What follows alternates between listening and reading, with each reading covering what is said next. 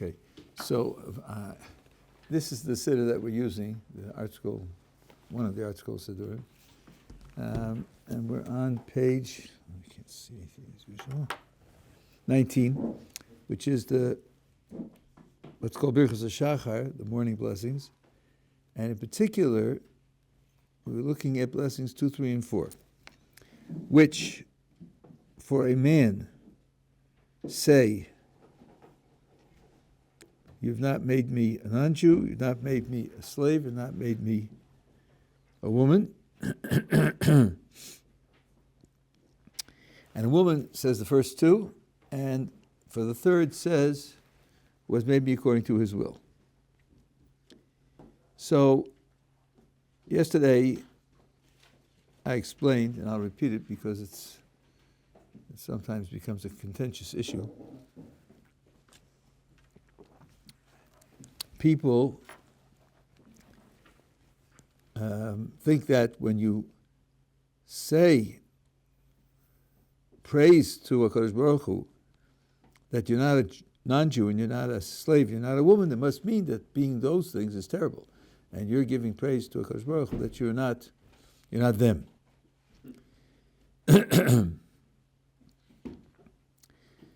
But that thought, in terms of the right methodology, that thought is premature.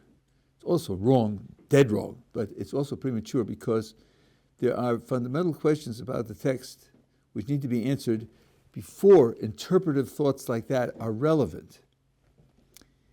The first question that ought to be answered is, why are these three categories the ones that are picked? Jew versus non-Jew, free versus slave, and man versus woman. You don't have Kohen versus other Jews. You don't have human versus animal.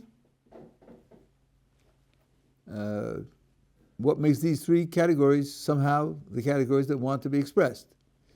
And number two, why is it in the negative rather than the positive? After all, if you're wedded to your prejudged critique of Jewish chauvinism, if we had blessed God that he had made us a Jew, a man, let's say a Jewish man, that he made me a Jew and made me free and made me male, that would have been just as prejudicial. You could have written in the same chauvinistic script if it had been written in the positive. So if that's so, you have no explanation for why it was written in the negative. So you don't understand what the text says. And I suggest as a general matter of methodology that what the text says comes before the psychology, and sociology, and anthropology, and history, and medicine, and ancient mythology, and all the rest of the ologies. So now, a standard explanation answering those two questions is found in a collection called Otzar Tefillos, which is a collection of 4 major commentaries on the prayers. And the answer is this. The categories are categories of mitzvos. That is to say, these blessings acknowledge responsibilities. We have different numbers of mitzvos with different groups of people.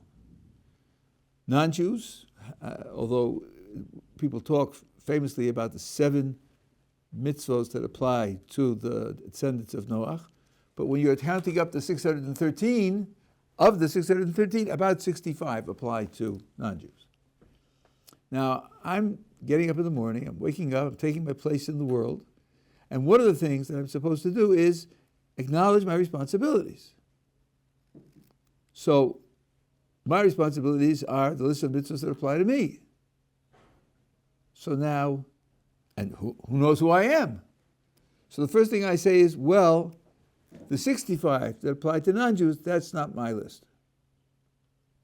And the next thing I say is, the list that applies to people who aren't fully Jews, we're talking about non-Jewish slaves now, who aren't fully Jews, is also limited. That's not my list. And then finally, the question will be, well, between men and women, there's also a different list. There are about 15 commandments which are addressed preferentially to men rather than women. By that I mean, if a woman wants to do it, she can do it, but she's not required to do it. And since she's not required to do it, her doing it is less central then a man's doing it because what you're required to do is more essential than what you do voluntarily. We've spoken about that in the past. So the question will be raised to me, well, which list is your list? I've got this list where the 15 are voluntary, and this is where the 15 are obligatory. Which one is yours? So I say, well, mine is the obligatory one, because I'm a man. So we're not talking about the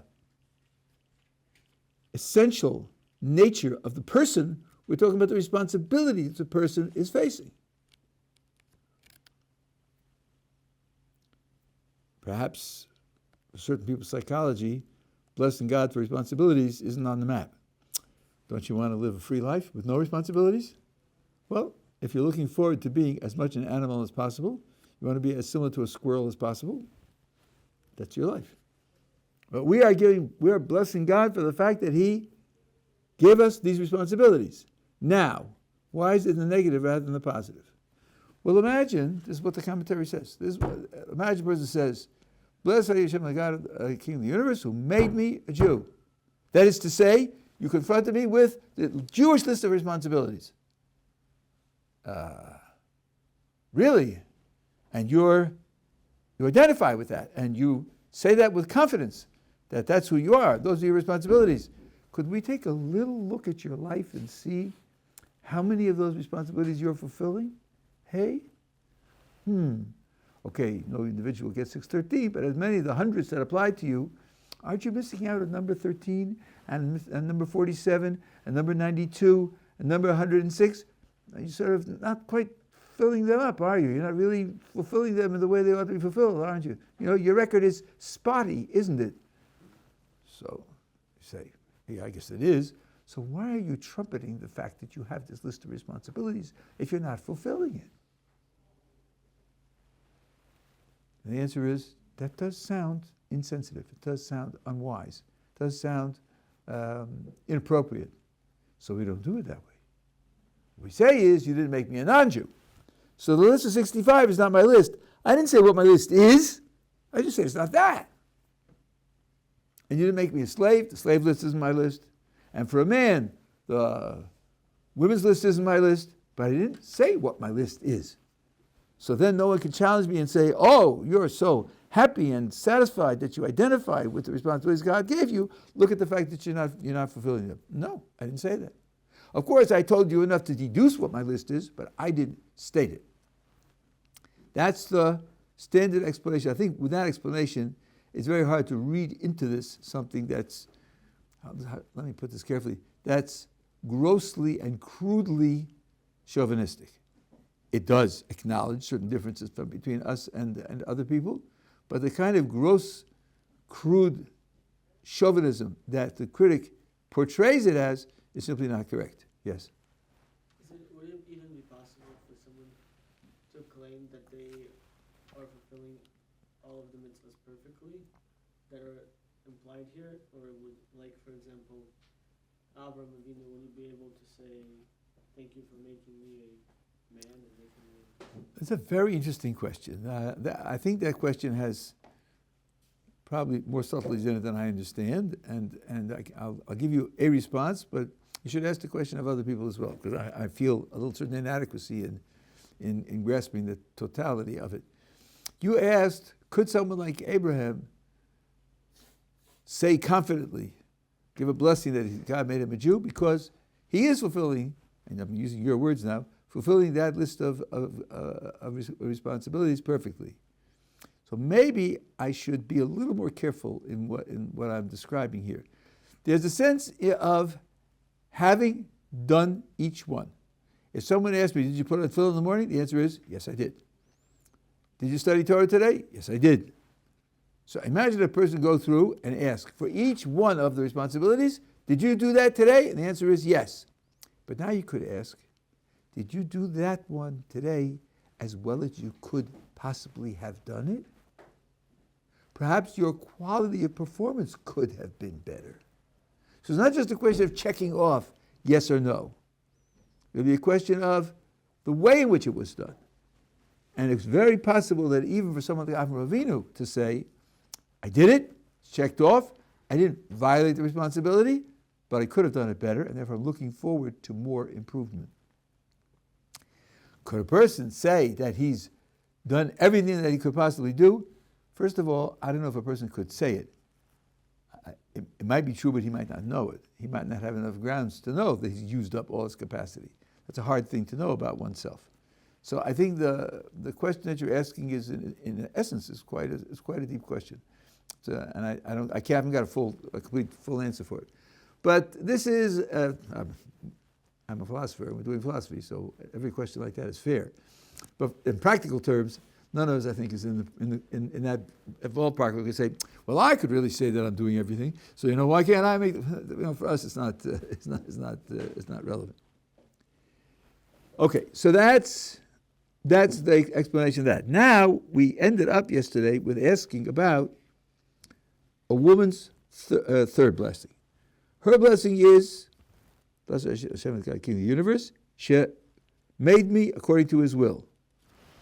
And the first question we asked, and this, if you were here yesterday, you can answer if you remember. First question we asked is, we just made a big deal about saying that we don't make it in the positive, we make it in the negative, and she makes it in the positive. Why? Why? Is she somehow superior to the rest of us, or she has some special dispensation? Why is it that when we just said we wouldn't have the temerity, which translated to Hebrew means chutzpah, to say that we're in the positive, how come she says the negative? Now this is what they call in the yeshivas a klutz kasha. This is ridiculous. It's really a dumb question, because it just forgets about the context that we're talking about. Why is it a dumb question? Because the idea of saying the negative rather than the positive is because we're describing responsibilities.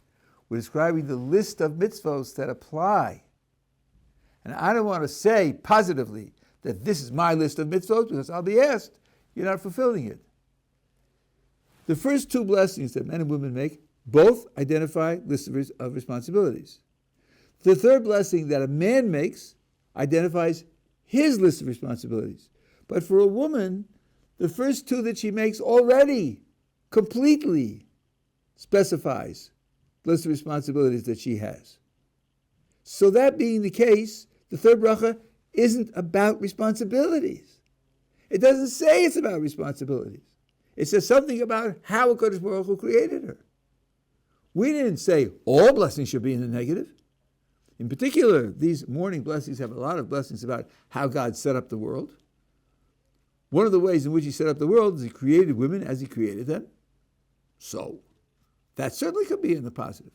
The question was no question at all. Are we together? Okay, now the question is, what does her blessing mean? He made me according to His will. Well, isn't that true of everything that He does? Automatically? Trivially? How else would God make something other than according to His will? He makes things according to what He will should be. So this sounds like it is utterly trivial. So I heard the following vort from the son of Rabbi Soloveitchik. We were here together in 1964, 65. That's before your grandparents were born, right? Maybe your great-grandparents were alive then. And he pointed out to me that this phraseology of HaKadosh Baruch Hu doing something according to His will is found elsewhere. It's not only found here. I'll give you a few examples. Take a look on page 57. This is a very common example because it's the text of Kaddish. May His great name grow exalted and sanctified in the world that He created as He willed. Oh, they did a good job in the translation here, because there are two different ways of reading it, and they wrote it in the English that gives both readings. But the reading, the standard reading, which is not the reading of the Gemara, is as follows: May his great name grow exalted and sanctified in the world that he created as he willed. The world that he created according to his will. So there we're talking about creating the world according to his will, which is exactly parallel to what it says about, what the woman says about herself. The Gaon of Vilna suggests that as he willed goes back on his name growing great, growing exalted and sanctified as he willed. But the vast majority of communities read it the way I just said it. So here's one parallel. Here's another parallel. The beginning of Ma'ariv.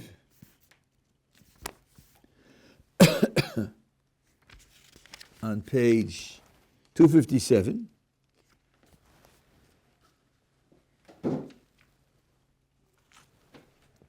The first blessing after Baruch Hu for Ma'ariv.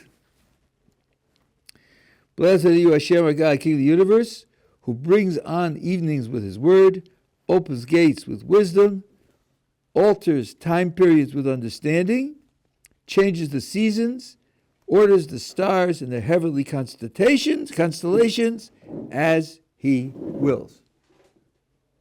Here you don't have the option of the Gaon of Vilna to get out of the implication. These are things that Akadosh Baruch Hu does. He's running the natural world, and he puts it in as he wills. So that's the second parallel. There's a third parallel on Shabbos morning. When you take the Torah out,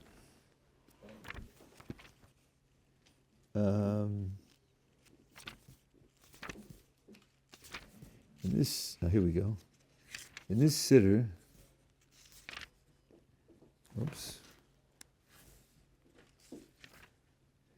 on page 439.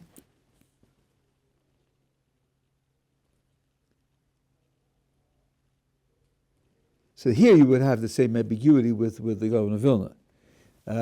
For all this, that the name of the King of Kings, the Holy One, is he, grow exalted, sanctified, praised, glorified, exalted, and extolled in the worlds that he has created, this world and the world to come, according to his will. So here, the according to his will can go on that he has created. The worlds that he has created according to his will. He created them according to his will. So the phraseology in this third blessing of women in the morning is certainly a wider used phraseology and therefore has to be understood. So he suggested it means that God created the thing and gave it a nature that it does what his will wants it to do. Now, you could ask the same question, isn't that true for everything? And it is, and for some reason, the texts of the prayers want to emphasize in these particular cases that these are things that do his will. If you talk about the seasons, in particular, to talk about the heavenly bodies have a special place in the understanding of how the world works, and they're all designed in such a way that what they do is his will. They carry out his will. So now, when it comes to women in the morning, the question is going to be the opposite. How come they get to make this blessing and men don't? Wouldn't it be equally true of men, that God made men according to his will? Like he made everything according to his will. Why do they make this blessing and men don't? Now, there's a great deal to be said here, but there's one statement in Chazal, which some people are aware of, which starts the ball rolling, and that is, Bini Yasera Nitol the Isha. Women are given an extra measure of Bina. Bina is a certain intellectual quality, and the statement is that women have an extra measure of this intellectual quality. And I will mention something here, which is my own observation. This is the only statement I'm aware of in the corpus of Chazal which makes a direct comparison between men and women's intelligence. And in this case, the statement is that this particular aspect of intelligence, men have it more than women.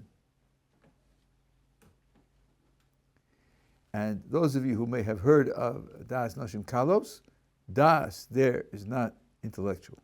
It's not intellectual attainment. It's something else. I'm not going into that now, but I'm just telling you. You can look it up.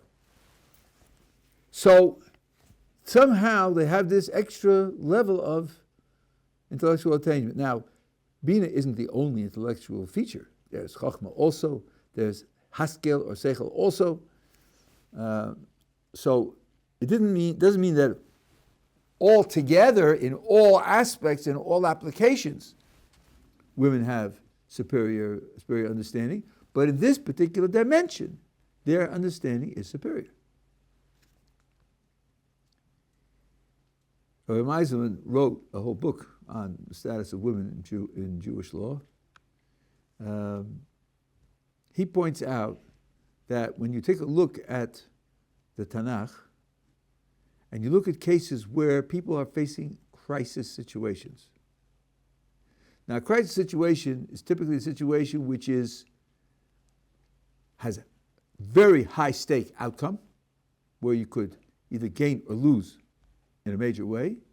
And typically it has some kind of unique features so that you don't have a regular strategy for handling it. I mean, most heart attacks are a crisis for the patient, but medical science, for most of them, has standard procedures for handling them. And they're very successful in responding to them. In every such situation, when men and women disagree about what to do, the women are right and the men are wrong. So, Sarah says to Abraham, you see Yishmael, he's deteriorated, he's degraded, he's going to have a bad influence on Yitzchak, kick him out. And the Torah says, Vayeru hadavar ma'od be'eni Avraham. It was a very evil idea in his eyes. Because Baruch Hu says to Abraham, she's right, you're wrong, do what she says. Kicking out your son is a crisis situation. Not push it. And who knows what he'll become, and who knows what the stakes are if he stays. She's right and he's wrong. When it comes to giving a blessing to Esau, Yitzchak wants to, and Rivka knows that it's wrong. Okay, she knows because the Kodesh Baruch Hu gave her that information. So what? He gave it to her and not to him. Where does understanding come from anyway? Doesn't it come from Kodesh Baruch Hu? So it definitely counts. He gave her the understanding and didn't give it to him. And she had to use subterfuge to make sure that Yitzchak didn't, that Esau didn't get the blessing. We are told that in Egypt, we were redeemed from Egypt because of the righteous women, because when the servitude, when the slavery got severe and it looked like there was no hope for the future, the men decided they're not going to have children. And the women said, you've given up hope. You have no faith in the future, but we haven't, and you can't deny us this. And with that, they encouraged their husbands, and that's why there was another generation. That's why we say, because of their merit, we were saved from Egypt. The golden calf, the tradition tells us the women did not participate. It was a men's construction project. Women had no part in it. They refused to participate. The spies, the men said, let's get a new leader and go back to Egypt. The women said, give us a portion of the land. And therefore, this is something which most people don't know, but it's an explicit Rashi and Chumash. Therefore, in the 40 years, the women did not die. Only the men died. The women lived and they went in. This is really a striking, consistent picture that when you have crisis situations, women are on the right track. So this could very well be an expression of the fact that they're given a certain extra level of intellectual understanding, which enables them not only to perceive, but to act on this perception of what the right thing is to do. Now, having said all of that, the neophyte, beginning Jewish scholar says, yeah, but what about the tree of knowledge, Rabbi? Wasn't it true that she ate first and then she gave it to him and then he ate?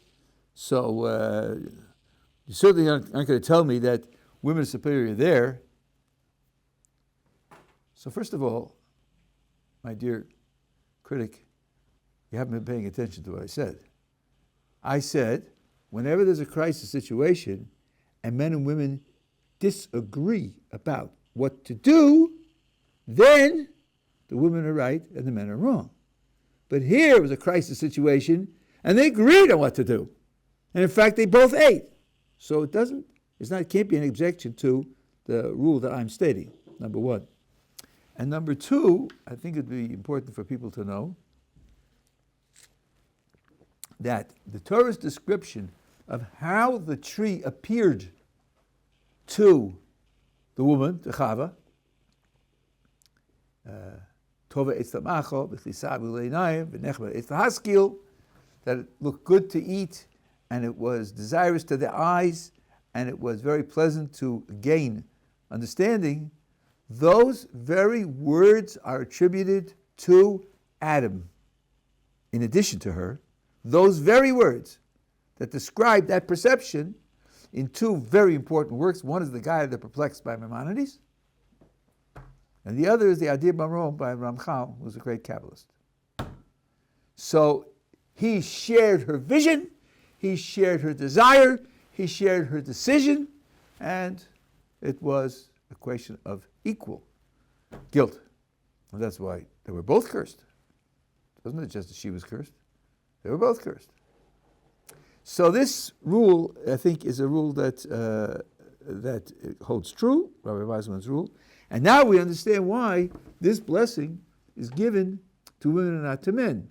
Of course, men are made according to God's will, just as much as women are, and just as much as squirrels are. But she can say it and refer to a feature of her existence that men don't have. And that's what she gets to say. Okay, yeah. What defines Bina? As opposed to Chachma and Das? Okay, these words are very deep, and there are different explanations of them, of some of them. But the standard, I shouldn't say the standard, a standard way of explaining Bina is being able to deduce consequences from information. Mevin dover mitoch dover. You give it a certain body of information, and then you say, well, if these and these things are true, then this is what has to be done, or this is what's right, or this is what you can expect. This question of that kind of analysis of drawing out new conclusions from given material. Now, we're not talking about formal logical systems that could be imitated on computers. We're talking about analyzing the information and then knowing what follows from it. And that requires a lot of broad sensitivity to be able to pull together all the aspects of the information. It's not dry, what we would call formal logic. Yeah. As opposed to Chochmah, which is... So Chochmah is defined often as what you receive from your Rebbe. It's really striking, shocking, because the word wisdom in English doesn't mean that at all. Wisdom is the farthest thing from simply receiving from your Rebbe. So, and you have this in the, Rashi says it in Chumash, and you have this in the Ramchal, and you have this in the Maharal, and you have this in people who represent the various different streams of Jewish scholarship. It's quite, again, I wouldn't say it's universal and the only thing that's said, but it is a consistent picture of what you receive. I'm learning this with my Rebbetzin right now. So everybody says that's what you receive from your Rebbe, but then there's this actually is in the Gra, his commentary on Mishlei, that there's Chachma and Bina, and then Tevuna. Tevuna comes from the same Shorish in Hebrew as Bina, but it's a different word. And the Gaon says that Chachma is what you receive, and Bina is the ability to deduce conclusions, and Tevuna is the depth understanding of each of them. You apply Tevuna to Chachma, and you apply Tfuna to Bina, and you get the depth understanding of each of them. And when you apply Tfuna to Chachma, what you get is not only the information that your Rebbe taught you, but you understand what was going on in his mind and his heart when he told it to you. You read behind the information to the source from which it's coming. Now we have sources which anticipated a philosophical revolution in the beginning and middle of the 20th century. We have many sources that say that there's such a thing as understanding and knowledge which isn't put into words. I grew up through that revolution where everything's in words, and words are the only medium, and all information is in words, and if you don't have words, you don't understand anything. It was an application of behaviorism, because words you speak, and we speak out, we can calculate your behavior, your verbal behavior, like B.F. Skinner's verbal behavior, right? And the Torah says, baloney. There is understanding without words, beyond words, understanding which can't be put into words. And in the 60s and 70s and 80s, the philosophy did a turnaround and came to appreciate that that's true. So Chachma is like that grasp, that prior grasp before there are words, and what you get from your Rebbe is words. But depth understanding of what he says is to appreciate where it's coming from, what he didn't say. One of the Tanoim is, he said, I never said anything which I didn't hear from my Rebbe. Now, in the texts that we have, there are many statements that are made in his name, which we don't have on record coming from his Rebbe. Is it possible that all the ones that he said, his Rebbe also said, but it wasn't recorded? It's unlikely, but it's possible. One of the commentators said, when he said coming from my Rebbe, he didn't mean I said ABC and I heard from my Rebbe ABC, the exact same words, so I'm just a recording machine and playing over what my Rebbe said. That's not what he meant.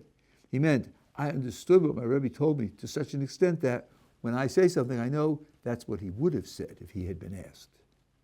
So I'm only representing his Torah, not the Torah that he articulated in words, but the Torah he communicated to me for an understanding which goes beyond words.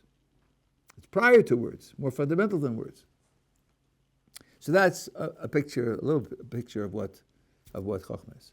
Yeah. So Das I would say is a little bit more controversial, but here's what my oldest son explained to me, which I think is really very close to the idea. I'll tell you two things, but this is what he said.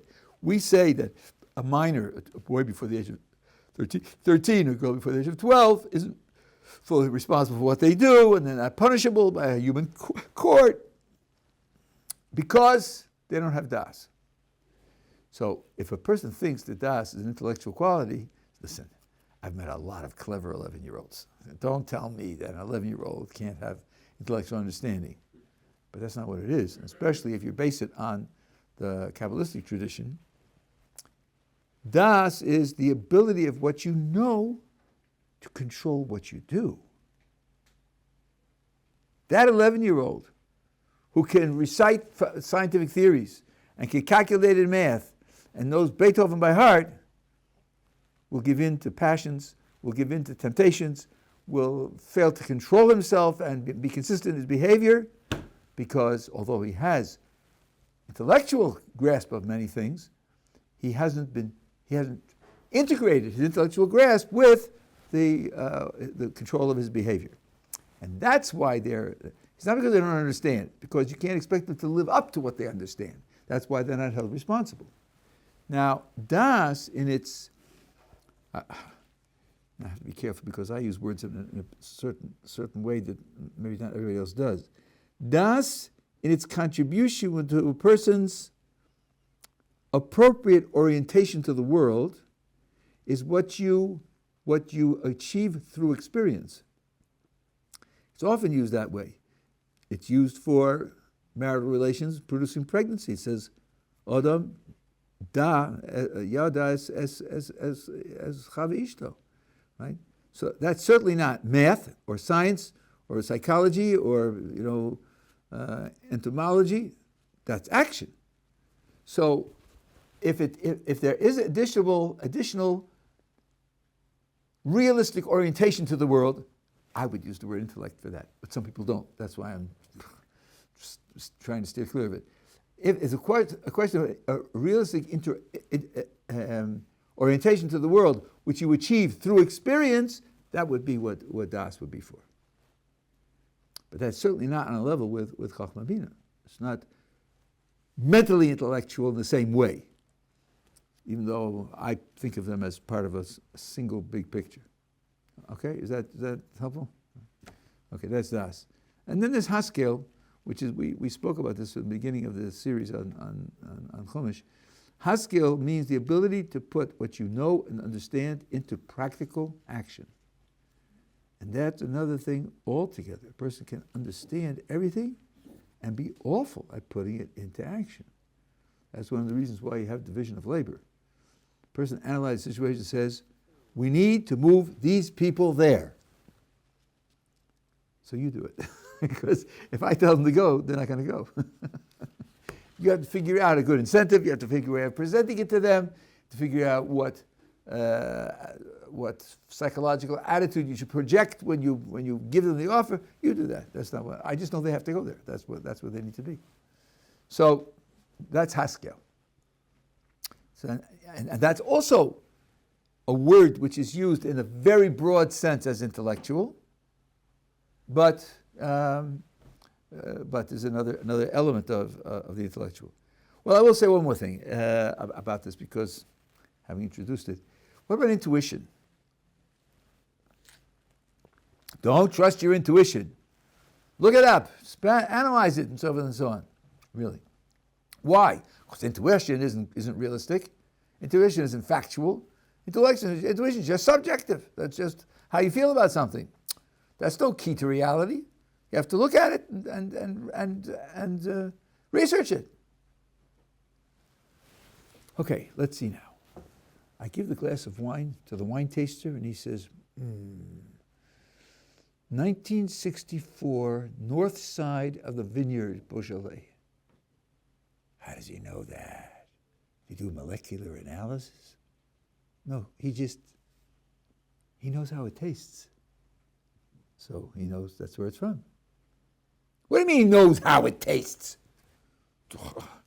How much of it is sweet and how much of it is sour, and he just knows how it tastes. So he knows where it's from.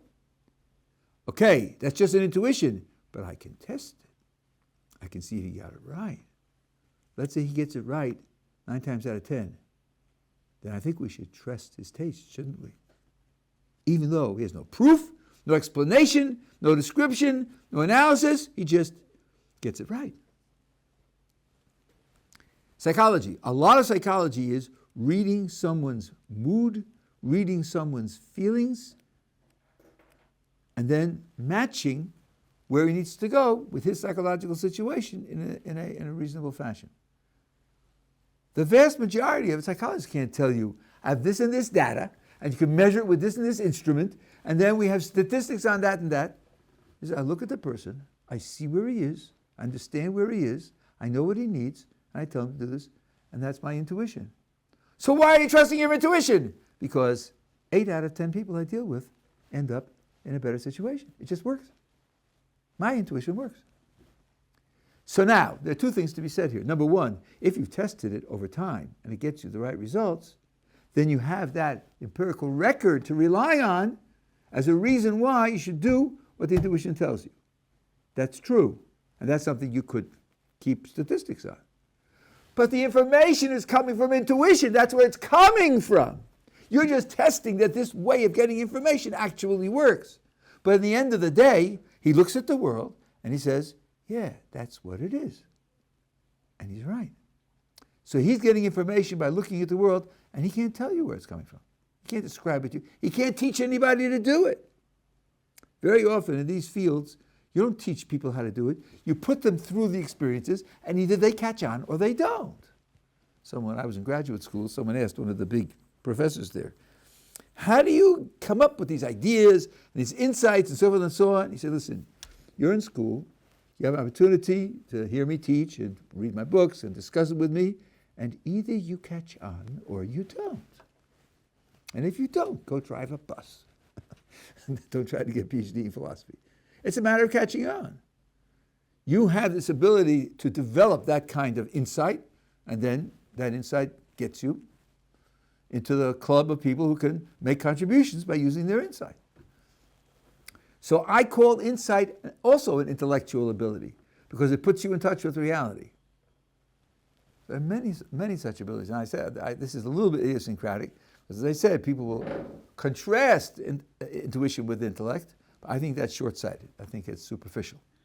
Anything that gets you reliable information about the world, I would call part of your intellect. That's one of the basic functions of the intellect, to learn accurate information about the world.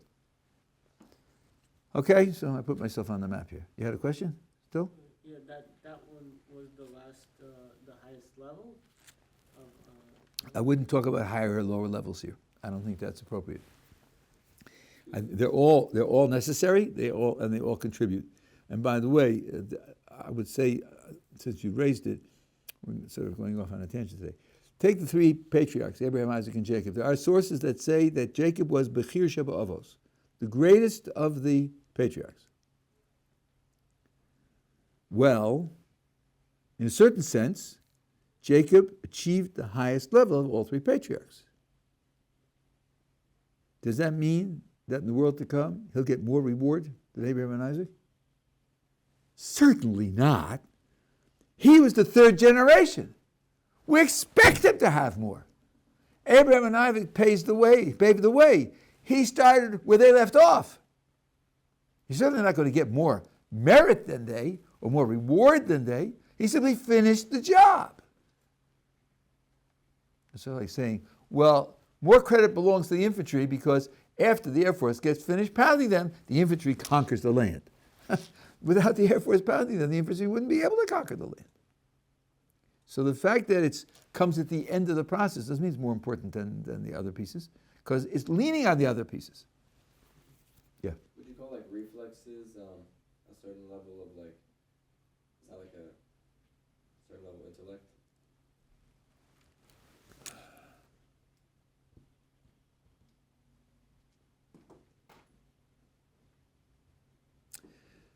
Good question. I would not call reflexes as a part of it. That's why maybe the words I used are a little too general. I thought being oriented realistically to the world.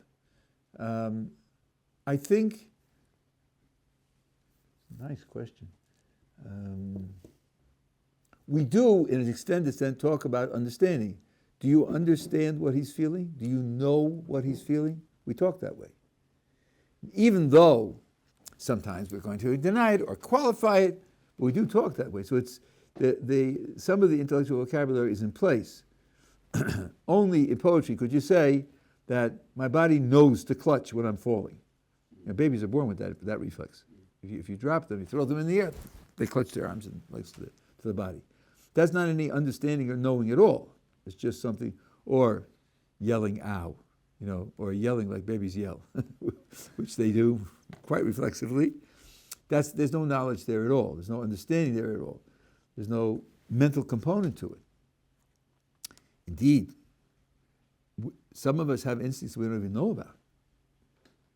You bang a guy's knee, and his leg goes forward, and he had no clue that was going to happen. And when it happens the first time, he thinks, what happened there? I didn't push my leg forward. It went forward all by itself. That's right, it does. Somebody comes at you like this, and just before he gets to your face, he splits his hands like this, and you blink. You weren't expecting to blink, but you blink because it's a reflex. So I don't think reflexes are going to count. So I guess I have to narrow down the description a little bit. As being realistically oriented to the world, there's got to be some awareness in it. There's got to be some conscious element in it that's there. And even though, because intuition is certainly conscious, it seems to be that. People will say something like that. That's certainly a conscious, how shall I say, a conscious thrust at the world. It's a conscious attempt to get what's going on. And you ask them why? I don't know. It just seems to me. So that's why I would call it knowledge, in spite of the fact that it doesn't have articulation. There are no words with which you can express how you got there, and there's no way you can back it up other than your empirical record. I got into this part because of a famous theorem in mathematical logic, maybe the most famous theorem in the whole of the 20th century. There was a great mathematician, and he did fundamental work in philosophy of mathematics, named Kurt Gödel. And Gödel's theorem, worked out appropriately, implies that there can't be a recipe for finding proofs in mathematics. There cannot be such a thing. So the people who are great mathematicians, it's not because they have a secret society and they have a recipe they hand down from generation to generation in secret. And these guys find proofs by looking at the recipe and say, oh, do it with X. Okay, X. Now, multiply by Y and Z. Y and Z. What's the next instruction? And then do that, and then the outcome of the proof. There can't be such a book. In principle, there cannot be such a book. So a person who reliably turns out mathematical proofs because he has some kind of grasp of how mathematics works, which isn't in a verbal formula. Can't be in a verbal formula. So that being the case, even in mathematics, which is so highly verbal, all the products are verbal, words. But the procedure whereby you get to the product isn't a verbalized procedure.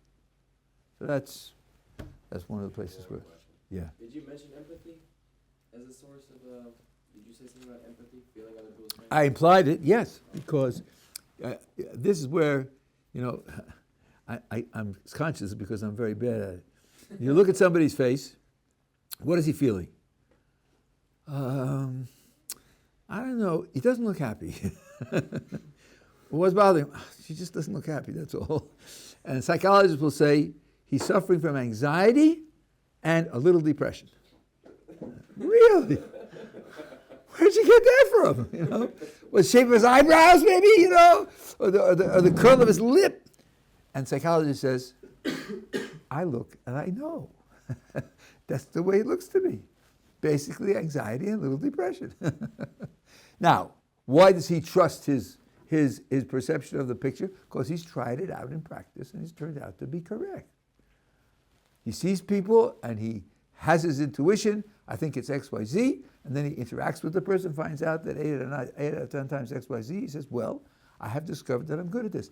This is no different in principle than people sit down at the piano and in a very short time can play.